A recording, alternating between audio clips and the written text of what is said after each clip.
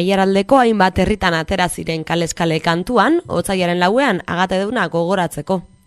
Agata, 3. mendean Sizilian bizi zen neska izan zen, mendez mende transmititu denaren arabera oso ederra. Quintiliano kontsul paganoak harekin eskonduna izan zuen, baina Agatak kristau izateko baldintza jarri zion. Quintilianok orduan torturatu eta hil egin zuen, bularrak moztu zizkiolarik.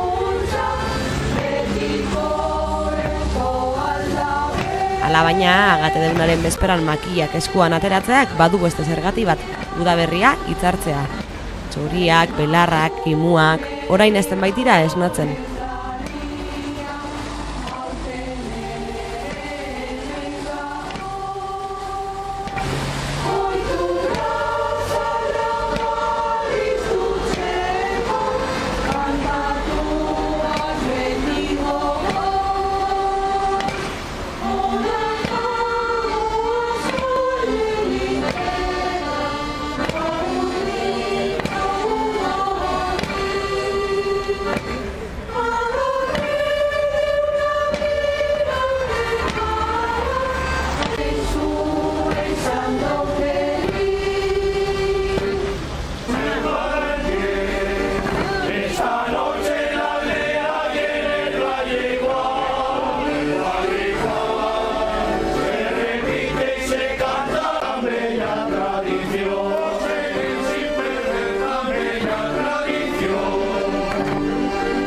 Arrazoi bat zen beste, talde mordoska atera ziren astelehenean kantari.